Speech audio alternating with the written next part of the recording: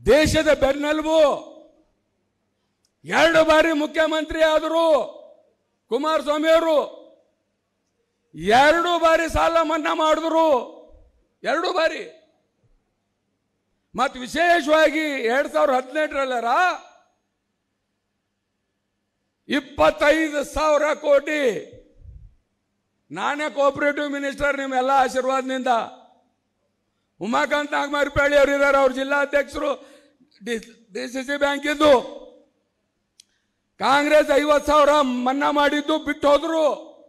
ಆ ದುಡ್ಡು ನಾವೇ ಕೊಟ್ಟೆವು ಸೂರ್ಯಕಾಂತ್ ಅವರೇ.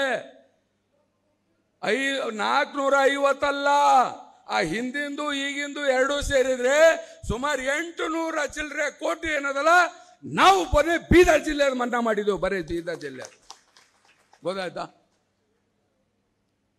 ರೈತರ ಬಗ್ಗೆ ಕಾಳಜಿ ನಮ್ಮ ಖೂಬಾ ಅವ್ರು ಹೇಳಿದ್ರು, BSSಗೆ ಏನದಲ್ಲ ಚಾಲು ಮಾಡ್ಬೇಕಂತ. ಖೂಬಾ ಅಂಜಬೇಡ, ಮತ್ತೆ ನಮ್ಮ ಸರ್ಕಾರ ಬರ್ತದ, ಮತ್ತೆ ನಾವೇ BSSಗೆ ಚಾಲು ಮಾಡ್ತೇವೆ, ಮತ್ತೆ ಯಾರು ಚಾಲು ಮಾಡಲ್ಲ. ಅದು ಬರ್ದಿಟ್ಕೊಳ್ಳಿ, ಎಲ್ಲರೂ ಮಾಡಲಿ. Most welcome. ಇವತ್ತು ನಮ್ಮ ಇಲ್ಲಿನ ಉಸ್ತುವಾರಿ ಸಚಿವರಿಗೆ ಹೇಳ್ತೀನಿ, ಮುಖ್ಯಮಂತ್ರಿಗಳಿಗೆ ಹೇಳ್ತೀನಿ, ನಮ್ಮ ರೈತರ ಜೀವನಾಡಿ ಅದು. ಅಲ್ಲಿ ನೋಡ್ರಿ, ಮಂಡ್ಯದ ಶಾಸಕರು ಬಂದಾರ, ಮಂಡ್ಯ ಶುಗರ್ ಫ್ಯಾಕ್ಟ್ರಿ ಢಣ್ಣಗುಡಲ್ಲ ವರ್ಷಿಗೆ 50 ಕೋಟಿ ಕೊಟ್ಟು ಮಾತಾಡ್ಬೇಕಂತಾರ. ನಮ್ಮಲ್ಲಿ ಯಾಕೆ ಕೇಳಲ್ಲ ಹೊಂಟಿರಿ? ಕುಮಾರಸ್ವಾಮಿ ಅವರಿದ್ದಾಗ 20 ಕೋಟಿ ಕೊಟ್ಟು ನಾವು ಫ್ಯಾಕ್ಟ್ರಿ ಚಾಲು ಮಾಡಿಲ್ಲ. ನಾವು 20 ಕೋಟಿ ಕೊಟ್ಟು ಇವತ್ತು ರಾಜಶೇಖರ್ ಪಾಟೀಲ್ ಅದೇ ಕಾನ್ಸ್ಟಿಟ್ಯೂನ್ಸಿದು ಲೀಡರ್ ಇದಾರ, ಇಲ್ಲಿಂದ ಇನ್ಚಾರ್ಜ್ ಇಬ್ಬಿಬ್ಬರು ಮಂತ್ರಿಗಳಿದ್ದಾರೆ ರೈತರ ಪರವಾಗಿ. ಇವತ್ತು ನಾಳೆ ಬೆಳಿಗ್ಗೆ ಒಂದು 50 ಕೋಟಿ ಕೊಟ್ಟು ಫ್ಯಾಕ್ಟ್ರಿ ಚಾಲು ಮಾಡಿಸ್ರಿ. ಫ್ಯಾಕ್ಟ್ರಿ ಮಾರ್ಲಾಕ್ ಹೊಂಟಾರ ಅಂತೇಳಿ ನಾನು ಕೇಳಿದ್ದೀನಿ, ಲೀಸ್ ಕೊಡಬೇಕು ಅಂತೇಳಿ ಹೊರಟಾರ ಅಂತೇಳಿ ನಾನು ಕೇಳಿದ್ದೀನಿ. ಈ ಕೆಲಸ ಆಗಬಾರ್ದು. ನಿಮ್ಗಾಗಲಿಲ್ಲ ಬಿಟ್ಬಿಡಿ. ಅದು ಇವತ್ತು ನಮ್ಮ DCC ಬ್ಯಾಂಕ್ ಅಧ್ಯಕ್ಷರಿದ್ದಾರ, ಅವ್ರ ಹತ್ರ ನಾನು ಕೋಆಪರೇಟಿವ್ ಮಿನಿಸ್ಟರ್, ಅವ್ರಿಗೆ ಕರೆಸ್ದೆ ನಾನು ಚೇಂಬರಿಗೆ. ಅಣ್ಣ, ನಾವು ಫ್ಯಾಕ್ಟ್ರಿ ಚಾಲು ಮಾಡೋದಿದೆ, 1 ವರ್ಷ ಸುಮ್ಮನೆ ಇರು, ನಾವು ದುಡ್ಡು ಕಟ್ಟಲ್ಲ, ರೈತರ ಪರವಾಗಿ ಫ್ಯಾಕ್ಟ್ರಿ ಚಾಲು ಮಾಡಿದ್ದೆವು. ಇವತ್ತು ಅವರು ಇವತ್ತಿನ ಮಾಡಿನಪ್ಲೆ ಬಂದು ಅಲ್ಲಿ ಕೀಲಿ ಹಾಕಿಲ್ಲ, ಹರಾಜು ಮಾಡಿಲ್ಲ. ಅವರು ನಾವು ಹೇಳಿದ ಸುಮ್ಮನೆ ಕುಂತು 1 ವರ್ಷ ಅವಕಾಶ ಕೊಟ್ಟರು, ಅದೇ ದುಡ್ಡಿನಿಂದ ನಾವು ಫ್ಯಾಕ್ಟ್ರಿ ಚಾಲು ಮಾಡಿದೆವು. ಇವತ್ತು ಇದರಲ್ಲಿ ಇತಿಹಾಸ ಇದೆ. ಅಂದ್ರೆ ನಾನು ಯಾಕೆ ಹೇಳ್ತಾ ಇದ್ದೀನಿ, ಇಂಥ ದಿಟ್ಟ ನಿರ್ಧಾರಗಳು.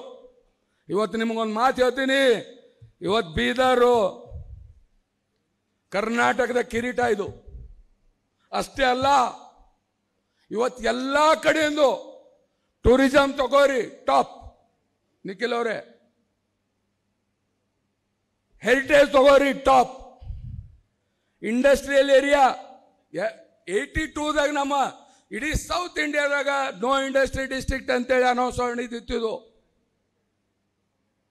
ಕುಮಾರಸ್ವಾಮಿ ಅವರಿದ್ದಾಗ 15,000 ಜನರಿಗೆ ಇಲ್ಲಿ ನೌಕರಿ ಕೊಡಬೇಕು ಎಂಬ ನಿಟ್ಟಿನಲ್ಲಿ ಅವರು ಪ್ರಸ್ತಾವನೆ ಕೊಟ್ಟಿದ್ರು. ಹೀಗಾಗಿ ಎಲ್ಲ ದಿಶೆಯಲ್ಲಿ ನಾವು ಬಾರ್ಡರ್ ಏರಿಯಾದವರು, ಹೈದರಾಬಾದ್ ನಮಗೆ ಪಕ್ಕದಲ್ಲಿದೆ, ಸೋಲಾಪುರ ಪಕ್ಕದಲ್ಲಿದೆ, ಪುಣೆ ಪಕ್ಕದಲ್ಲಿದೆ. ಇದಕ್ಕೆ ನಾವು ಡೆವಲಪ್ ಮಾಡಬೇಕಾಯ್ತು ಅಂದ್ರ ಇಡೀ ಉತ್ತರ ಕರ್ನಾಟಕದಲ್ಲಿ ನಂಬರ್ 1 ಡಿಸ್ಟ್ರಿಕ್ಟ್ ಮಾಡ್ಬೋದು. ಅದು ಮುಂದೆ ಹಾಗೆ ಆಗುತ್ತೆ ಎಂಬ ನಿಟ್ಟಿನಲ್ಲಿ ನಾನು ಹೇಳಕ್ ಬಯಸ್ತೀನಿ. ಇಂಥ ಒಂದು ಸಮಯ ಬರುತ್ತೆ. ಅದಕ್ಕೆ ಈ ಮಿಸ್ ಕಾಲ್ ಕೊಡೋ ಮುಖಾಂತರ ಈಗ ನಾವೇನು ಸದಸ್ಯತ್ವ ನೋಂದಣಿ ಮಾಡ್ಕೋತಾ ಇದ್ದೀವಿ. ಮೊನ್ನೆನೂ ನಾನು ಜೂಮ್ ಮೀಟಿಂಗ್ ಮುಖಾಂತರ ಇಡೀ ನನ್ನ ಕಾನ್ಸ್ಟಿಟ್ಯೂನ್ಸಿಯಲ್ಲಿ ಒಂದೇ ದಿವಸ ನನಗನ್ಸ್ಮಟ್ಟಿಗೆ ಒಂದು 2,000 ಮೇಲೆ ಆ ಮೀಟಿಂಗ್ನಲ್ಲಿ ಸದಸ್ಯತ್ವ ಆಗಿದೆ. ನಾ ಚಂದವ್ರಿಗೆ ಫೋನ್ ಮಾಡಿ ಕೇಳಿದ್ದೀನಿ. ಆಮೇಲೆ ಇನ್ನೂ ನಡೀತಾ ಇದೆ. ಹಾಗಾಗಿ ಇವತ್ತ ಏನಾಗ್ತದ ಮುಂದೆ, ಹೆಂಗಿಲ್ಲ, ಯಾರು ಬರ್ತಾರ ಯಾರಿಲ್ಲ ಎಂಬ ಚಿಂತೆ ನಾವು ಮಾಡೋದು ಬೇಕಾಗಿಲ್ಲ. ಇಂಥ ಭ್ರಷ್ಟ ಸರ್ಕಾರ, ಇಂಥ ಸರ್ಕಾರಗಳು ತಗೊಳ್ಬೇಕು, ಹೋಗಬೇಕು. ಮತ್ತೆ ಹೊಸವೇನೋದಲ್ಲ, ರೈತರ ಪರವಾಗಿ ಜನರ ಪರವಾಗಿ ಸರ್ಕಾರಗಳು ಬರಬೇಕು. ಅದರಲ್ಲಿ ನೋಡಿ, ಮೊನ್ನೆ ದೇವೇಗೌಡರು ಒಂದು ಲೆಟರ್ ಬರೆದಿದ್ದಾರೆ ಪ್ರಧಾನಿಗಳಿಗೆ. ಗೋದಾವರಿ ನೀರು ಬಳಕೆಯಲ್ಲಿ ಇನ್ನೂ ಸಮರ್ಪಕವಾಗಿ ಇವತ್ತ ನಾವು ಯೋಚನೆ ಮಾಡಬೇಕು ಅಂತ. ಗೋದಾವರಿ ಯಾರಿಗೆ ಸೇರಿದ್ದು? ನಮಗೆ ಸೇರಿದ್ದು.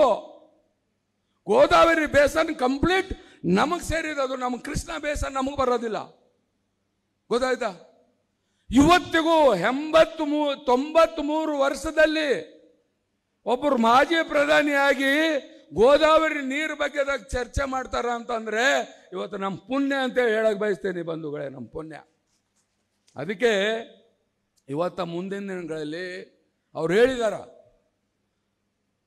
ಸನ್ಮಾನ್ಯ ಪ್ರಧಾನಿಗಳಾದ ನರೇಂದ್ರ ಮೋದಿಜಿಯವರ ನೇತೃತ್ವದಲ್ಲಿ ನಮ್ಮ ಕರ್ನಾಟಕ ಇನ್ನು ಏನೇನು ಬೇಕು, ನೀರಾವರಿ ಯೋಜನೆ ಆಗಲಿ ಬೇರೆ ಬೇರೆದಾಗಲಿ ಅವ್ರ ಕೈ ಹಿಡಿದು ಮಾಡ್ಕೊಂಡು ಬರ್ತೀನಿ ಎಂಬ ಒಂದು ಮಾತೇನು ಹೇಳಿದಾರ. ಅದರಿಂದ ನಮಗೂ ಏನದಲ್ಲ, ಇವತ್ತು ಔರಾದ ತಾಲೂಕಿನಿಂದ ಎಷ್ಟೋ ಜನ ಲೀಡರ್ಸ್ ಬಂದಿದ್ದಾರೆ ಇಲ್ಲಿ. ಇವತ್ತಲ್ಲಿ ಹೋದ್ರೆ ನಂಬಲ್ಲೆಲ್ಲ ಯಾವ ನೀರಾವರಿ ನಿಖಿಲ್, ನಂಬಲ್ಲಿ ಯಾವ ನೀರಾವರಿ ನಿಮ್ಮ ಥರ ಮೈಸೂರು ಯಾವ್ದಾರ KRS ಡ್ಯಾಮು ಅಥವಾ ಆಲ್ಮಟ್ಟಿ ಡ್ಯಾಮ್, ಯಾವ ಡ್ಯಾಮ್ ಇದು ಒಂದಿರೋದು ಒಂದೇ ಡ್ಯಾಮು, ಅದು ಬರೀ ಕುಡಿಲಿಕ್ಕೆ ನೀರಿದೆ, ಕುಡಿಲಿಕ್ಕೆ ನೀರು. ನಂಬಲ್ಲಿ ಗ್ರೌಂಡ್ ಸೋರ್ಸ್ ಎಷ್ಟು ಚೆನ್ನಾಗಿದೆ, ಅದ್ರ ಮೇಲೆ ಏನದಲ್ಲ ಇವತ್ತು ನಮ್ಮ ನೀರಾವರಿ ನಡೀತಾ ಇದೆ. ಹಾಗಾಗಿ ನಮ್ದೇನಿಲ್ಲಿ ನೀರು ಹರ್ಕೊಂಡು ತೆಲಂಗಾಣಕ್ಕೆ ಹೋಗ್ತಾ ಇದೆ, ಅವು ನಾವು ನಿಲ್ಲಿಸ್ಕೊಂಡು ನಮ್ಮ ರೈತರಿಗೆ ಏನದ ಇನ್ನೂ ಹೆಚ್ಚಿನ ಸವಲತ್ತು ಕೊಡೋಂಥ ಕೆಲಸ ನಾವು ಮುಂದಿನ ದಿನಗಳಲ್ಲಿ ಮಾಡಬೇಕಾಗಿದೆ. ಅಂಥ ಕೆಲಸಕ್ಕೆ ಸನ್ಮಾನ್ಯ ದೇವೇಗೌಡರಾಗಲಿ, ಕುಮಾರಸ್ವಾಮಿಯವರಾಗಲಿ, ಇನ್ನೂ ಹಲವಾರು ನಾಯಕರಾಗಲಿ ಇದು ಕೈ ಜೋಡಿಸಿ ಮುಂದಿನ ದಿನಗಳಲ್ಲಿ ರೈತರಿಗೆ ಒಳ್ಳೇದು ಮಾಡೋಂಥ ಕೆಲಸ ಆಗುತ್ತೆ. ಹಾಗಾಗಿ ಇವತ್ತೇನು ನಿಖಿಲ್ ಕುಮಾರಸ್ವಾಮಿಯವರು ಇವತ್ತು ರಾಜ್ಯಾದ್ಯಂತ ಏನು ಒಂದು ಸದಸ್ಯತ್ವ ಆಗಲಿ, ನಮ್ಮ ಕಾರ್ಯಕರ್ತರಿಗೆ ಎಲ್ಲ ಮುಖಂಡರ ಮನೆಗೆ ಹೋಗೋದು ಎಲ್ಲ ಭಾಳ ಒಳ್ಳೆ ರೀತಿಯಿಂದ ನನಗೊಂದು ಸಂತೋಷ ಆಯಿತು. ನಾನು ಕುಮಾರಸ್ವಾಮಿಯವ್ರ ಕೂಡನೇ ಭಾಳ ಟೈಮ್ ಕಳೆದಿದ್ದೀನಿ, ಆದರೆ ಕುಮಾರಸ್ವಾಮಿಯವ್ರಿಗೆ ಭಾಳ ಪೇಷನ್ಸ್ ಇದೆ, ನನಗೂ ಅಷ್ಟಿಲ್ಲ. 3 ರಾತ್ರಿ 3 ಗಂಟೆಗೆ ಅಣ್ಣ ನಡಿ ಎಲ್ಲ ನಮ್ಮೂರ ಎಲ್ಲ ಹೋಗಿ ಮಲ್ಕೊಂಬಾರಂದ್ರೆ ಇರು ಬ್ರದರ್. 3 ಗಂಟೆಗೂ ಸಮಾಧಾನದಿಂದ ಅವ್ರಿಗೆ ಕೂಡಿಸಿ ಮಾತಾಡ್ತಾ ಇದ್ರು. ಆದ್ರೆ ನಿಖಿಲನ್ ಕೂಡ ಜೊತೆಯಲ್ಲಿ ಸ್ವಲ್ಪ ದಿವಸ ಆಯ್ತು ಇರ್ತಾ ಇದ್ದೀನಿ, ಈ ಮನ್ಸಿಗೂ ಸ್ವಲ್ಪ ಸಮಾಧಾನ ಬಂದಿದೆ, ಗೊತ್ತಾಯ್ತಾ? ಅದು ಒಂದು ಗಾಡ್ ಗಿಫ್ಟೇ ಇದೆ ಅವ್ರ ಮನೆ ತನಕ, ಗೊತ್ತಾಯ್ತು? ಹಾಗಾಗಿ ಇವತ್ತು ಭಾಳ ಒಳ್ಳೇದಿದೆ, ನಾವೆಲ್ಲ ನಿಮ್ಮ ಜೊತೆಲಿದ್ದೀವಿ. ನಮ್ದು ಏನೇ ಗೈಡೆನ್ಸ್ ಆಗಲಿ ಇನ್ನೊಂದಾಗಲಿ ಇಡೀ ನಮ್ಮ ಟೀಮು, ನಮ್ಮ JDS ಒಂದು ಪ್ರಾದೇಶಿಕ ಪಕ್ಷ ಎಲ್ಲರೂ ಸೇರಿ ಇವತ್ತು ಭಾಳ ಒಳ್ಳೆ ರೀತಿಯಿಂದ ರಾಜ್ಯದಲ್ಲೆಲ್ಲ ಜನರ ಪರವಾಗಿ ಕೆಲಸ ಮಾಡೋಂಥ ಪ್ರಯತ್ನ ಮಾಡೋಣ. ಮತ್ತು ನಮ್ಮ ಪಕ್ಷದ ಸಂಘಟನೆ ಎಲ್ಲ ಮಾಡೋಣ.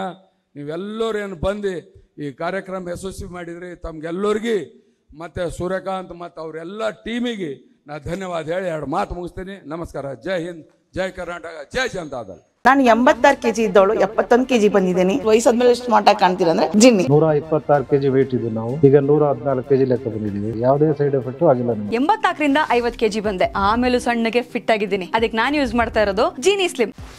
84ರಿಂದ 50 kg ಬಂದೆ, ಆಮೇಲೆ ಸಣ್ಣಗೆ ಫಿಟ್ ಆಗಿದ್ದೀನಿ. ಅದಕ್ಕೆ ನಾನು ಯೂಸ್ ಮಾಡ್ತಾ ಇರೋದು ಜೀನಿ ಸ್ಲಿಮ್. ಸಣ್ಣ ಆಗಕ್ಕೆ ಜೀನಿ ಸ್ಲಿಮ್ ಯೂಸ್ ಮಾಡದೆ ಹೆಲ್ದಿನೂ ಅದೇ. ನೀವು ಸಣ್ಣ ಆಗ್ಬೇಕಾ, ಹೆಲ್ದಿ ಆಗ್ಬೇಕಾ? ಹಾಗಿದ್ರೆ ಜೀನಿ ಸ್ಲಿಮ್ ಯೂಸ್ ಮಾಡಿ. ಸಣ್ಣ ಆಗೋದಕ್ಕೆ ಯಾವುದೋ ಪ್ರಾಡಕ್ಟ್ ಹೇಳ್ತಾ ಇದ್ದಾಳೆ, ಏನಾದರೂ ಸೈಡ್ ಎಫೆಕ್ಟ್ಸ್ ಇದೆ ಅಂತ ಯೋಚನೆ ಮಾಡ್ತಾ ಇದ್ದೀರಾ? ಖಂಡಿತ ಇಲ್ಲ, ಯಾಕಂದ್ರೆ ಇದು ಕೆಮಿಕಲ್ ಫ್ರೀ. ಸಣ್ಣ ಆಗಬೇಕು ಅಂದರೆ ಜೀನಿ ಸ್ಲಿಮ್ ಯೂಸ್ ಮಾಡಿ. ಹೆಚ್ಚಿನ ಮಾಹಿತಿಗೆ ಕೆಳಗೆ ಡಿಸ್ಪ್ಲೇ ಆಗ್ತಿರೋ ನಂಬರ್ಗೆ ಕಾಲ್ ಮಾಡಿ.